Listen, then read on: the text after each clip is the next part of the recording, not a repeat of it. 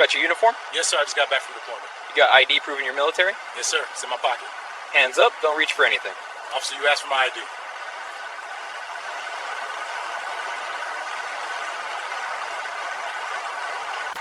Officer Hendricks had no idea what he just walked into. In 72 hours, the Pentagon would get involved.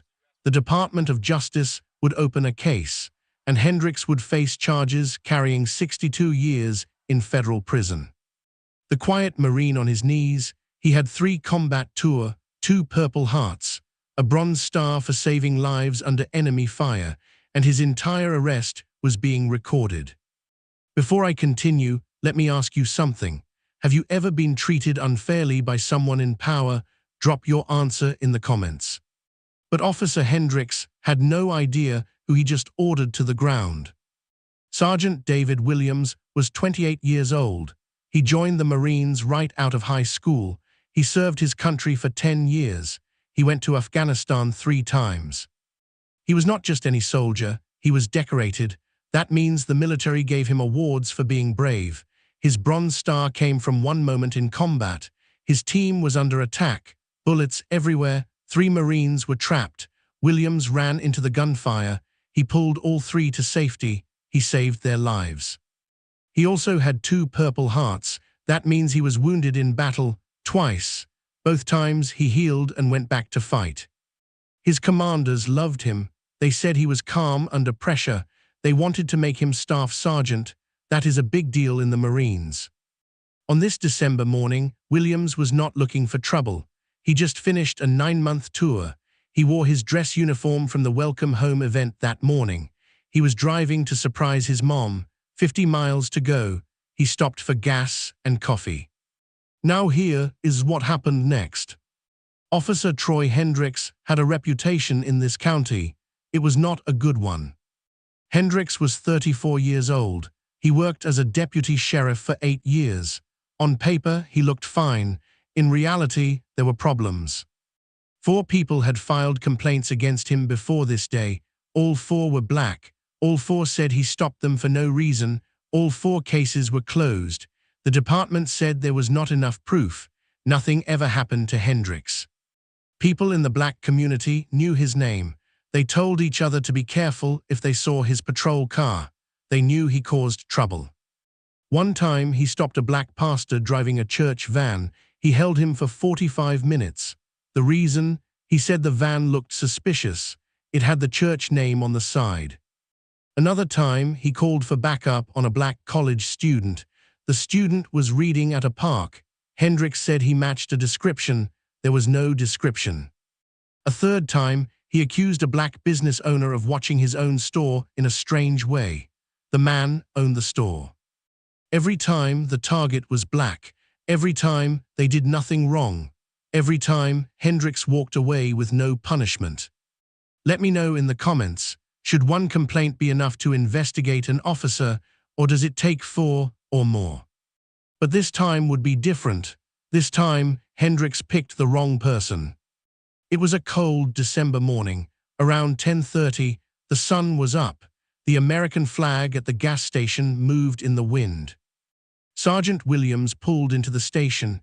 His car had been on the road for hours. He left the base early that morning. The Welcome Home event was nice, but he wanted to see his family. He had not hugged his mother in 9 months. He still wore his Marine dress uniform, the blue jacket, the white hat, the medals on his chest, the words U.S. Marines written clearly across the front. He got out and started pumping gas. He called his sister. He told her he was close. He told her not to tell Mom. It was a surprise. Officer Hendricks was already at the station. He was off duty but driving his patrol car. He went inside for coffee. When he came out, he saw Williams at the pump. Hendricks saw the uniform. He saw the medals. He saw the black man wearing them, and instead of respect, he felt suspicion. He had never seen a black Marine in his small town. He decided the uniform must be fake. He walked toward the pump. If stories like this matter to you, hit subscribe right now, because what happened next will shock you. Hendricks stopped a few feet from Williams. His hand rested near his belt. That your uniform? He asked. Williams looked up. He was tired but polite. Yes, sir, just got back from Afghanistan this morning. Hendricks did not thank him. He did not say welcome home. He looked at the medals. He looked at the uniform. His face stayed hard. You got ID proving you're military? Williams nodded. Of course. He started to reach toward his pocket. That is where his military ID was, the same ID Hendricks asked for. Hands up, don't reach for anything. Williams froze, then he slowly raised his hands. His training kicked in. Stay calm, do not make sudden moves. Officer, you asked for my ID. It's in my pocket. Hendricks stepped closer, on the ground now. Sir, I'm just trying to get home to my family. I said on the grew. ND. Williams looked around. Other customers were watching. Some had their phones out. One woman covered her mouth. An old man shook his head. Williams got down. His knees hit the dirty pavement. His dress uniform touched the ground. The same uniform he wore for his welcome home, the medals pressed into the concrete. Hendricks patted him down roughly. He found the military ID. He found dog tags. He found deployment papers. Everything was real. Photo ID, active duty status, unit information, dates, everything matched. Sir, Williams said, you can call Camp Lejeune right now. My commanding officer's number is on those papers. I just want to go home. Hendricks looked at the ID. These could be fake. The gas station clerk came outside. Officer, I've seen Marines before. That uniform is real. Hendricks ignored him. An elderly customer spoke up. He was a veteran himself. Those are real medals. I know what they look like. That's a Bronze Star. Hendricks ignored him too. You giving me attitude? Hendricks said to Williams. No, sir. Hendricks grabbed the handcuffs. He locked them around Williams's wrists. The medals clinked against the metal. The charges, impersonating a military service member, suspicious activity, both were lies. Both could be proven wrong in minutes. Williams sat in the back of the patrol car, still in his dress uniform, 50 miles from home. Type wrong in the comments if you think this was wrong. 10 minutes later, they arrived at the station. Hendricks walked Williams inside. Other officers looked up. They stared at the uniform. They stared at the medals. Then they stared at Hendricks. Something was very wrong. The booking officer that day was Sergeant Mike Torres. He served 2 tours in Iraq with the Army. He knew military uniforms. He knew what real medals looked like. And he knew the second Williams walked in that this was a mistake. Torres looked at Williams's chest. He saw the ribbons. He saw the Bronze Star. You cannot fake a Bronze Star. The military tracks every single one. Torres knew this.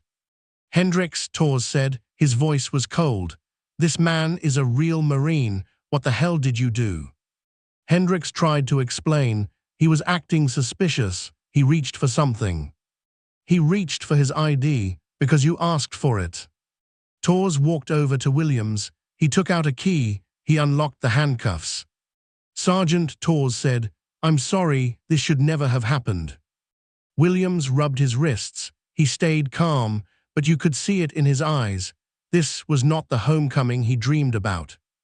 Torres checked everything anyway. He looked at the military ID, federal security features, holographic seal, photo matched perfectly. He checked the dog tags, correct format. He looked at the deployment papers, official orders from Camp Lejeune, commanding officer's name and phone number right there. Torres picked up the phone. He called Camp Lejeune. A formality. He already knew the truth. The officer who answered confirmed everything.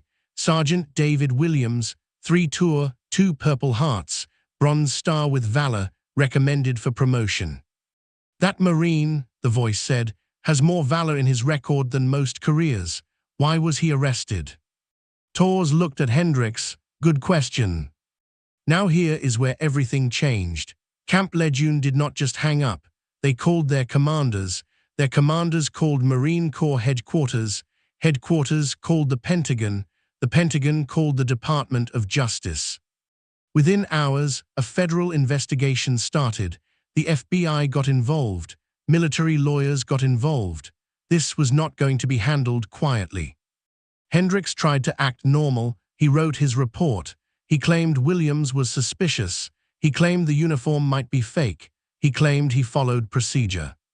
But the other officers saw the footage. They saw the witnesses. They heard tours. And they knew Hendricks was in serious trouble. By that evening, Williams was released. Tours personally drove him home. Williams finally got to see his mother. She cried when she saw him. Then she cried again when she heard what happened. But here is one moment of hope. Tours stayed for dinner. He shook Williams's hand. He said, "Not all of us are like Hendricks. Thank you for your service." Williams nodded. "Thank you for seeing me." Type respect in the comments if Tours did the right thing. The next morning, Camp Lejeune held a press conference. Williams's commanding officer flew to Georgia himself. He stood in front of cameras. He held Williams's service record. "This Marine," he said, "served his country with honor in combat. He has 3 deployments, 2 Purple Hearts, a Bronze Star for saving 3 Marines under enemy fire. He was treated like a criminal at a gas station, 50 miles from home, in his dress uniform." The room was silent. Reporters wrote fast. "We expect full accountability," the commander said. "This is not acceptable." Meanwhile, federal agents arrived in Georgia. The Department of Justice Civil Rights Division opened a case. FBI agents reviewed evidence. They watched the gas station footage, HD quality, clear view of everything. Multiple witnesses had recorded on their phones, same story from every angle. Williams stood calmly. He answered politely. He never made a threatening move. Hendricks escalated. Hendricks yelled. Hendricks arrested an innocent man. The agents pulled Hendricks's file. They found the 4 previous complaints. Same pattern, black targets, no real reason, cases closed without action. This time was different. Federal prosecutors filed charges against Hendricks, big charges. First, assault on a military service member. That is a federal crime. The law protects people who serve. Second, deprivation of rights under color of law. That means he used his badge to take away someone's rights. Third, false imprisonment. He locked up an innocent man. Fourth, official misconduct. He lied in his report. Fifth, hate crime enhancement. The pattern showed racial targeting. Hendricks tried to defend himself. His lawyer said he did not recognize military uniforms. Prosecutors asked one question: what did Williams's jacket say across the chest? U.S. Marines. The lawyer said Hendricks followed procedure. Prosecutors showed the footage. There is no procedure for arresting someone pumping gas. The lawyer said the ID could have been fake. Prosecutors explained military IDs have federal security features. You can verify them in minutes. Every excuse fell apart. Hendricks lost his job, he lost his badge, he lost his pension, and he still had to face trial. If you believe in accountability, hit subscribe. We cover stories like this every week. While the legal case built, the videos spread. Remember those customers recording at the gas station? They uploaded everything. Within 1 hour, the first video hit Twitter. Caption: Marine in dress uniform arrested at gas station for pumping gas. Within 3 hours, 500,000 views, trending in Georgia. Within 6 hours, national news picked it up. CNN, MSNBC, Fox, all of them, different politics, same outrage. Within 12 hours, 5 million views across all platforms. Within 24 hours, the hashtag #JusticeForWilliams was trending nationwide. Within 48 hours, international news covered it. BBC, Reuters, Al Jazeera, the world was watching. By 72 hours, the Pentagon made an official statement. The numbers kept climbing. Twitter saw 8 million views and 200,000 shares. TikTok videos combined for 15 million views. YouTube news clips hit 10 million. Facebook groups for veterans shared it everywhere. The comments poured in. He survived Afghanistan. He shouldn't have to survive a gas station. That man has medals for saving lives. He was treated like a criminal. This is what black veterans face. Service doesn't protect you. 62 years isn't enough. Veterans groups demanded justice. The VFW spoke out. The American Legion spoke out. Active duty soldiers shared the video. The NAACP made a statement. The ACLU made a statement. Williams's mother spoke to local news. I was waiting at home with his favorite meal. I got a call saying he was in jail. His sister said, he survived a war. He almost didn't survive coming home. Comment below, how did this story make you feel when you first saw it? The trial happened in federal court. This was not a local matter anymore. The Department of Justice handled it. A jury of 12 people heard the case. Prosecutors showed the gas station footage first. Clear as day, Williams in his dress uniform, medals visible, pumping gas, answering politely, getting ordered to the ground. Then they showed his service record, 3 deployments, 2 Purple Hearts, Bronze Star with Valor. They read the Bronze Star story out loud. Williams ran into gunfire. He dragged 3 Marines to safety. He saved their lives. That is the man Hendricks arrested. Military experts came to testify. They looked at the uniform in the video. 100% real, properly worn, correct medals in correct positions. Everything followed military rules. The defense tried everything. My client did not know military uniforms. The prosecutor asked, what did the jacket say? U.S. Marines. And you claim he didn't know it was a military uniform. Silence. My client thought the ID might be fake. The prosecutor showed the ID features, federal security, holographic seal, verifiable in minutes. My client followed procedure. The prosecutor showed the footage. What procedure requires arresting someone for buying gas? No answer. The jury did not take long. Guilty on every single charge: assault on a service member, deprivation of rights, false imprisonment, misconduct, hate crime. The judge was a Navy veteran. He looked at Hendricks. He spoke slowly. You didn't see a Marine. You didn't see medals. You didn't see service. You saw only what you wanted to see. And why? Oh, humiliated a man who has given more to this country than you ever will. The sentence, 62 years in federal prison, one of the longest sentences ever for police misconduct, no chance for parole. Williams also filed a civil lawsuit. The county and state settled. How much did he get? $16.8 million, the largest settlement in state history for police misconduct.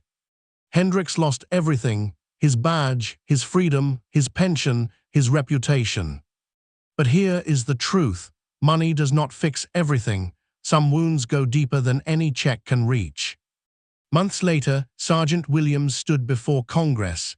He was invited to speak about how black veterans are treated. The room was full. Cameras recorded everything.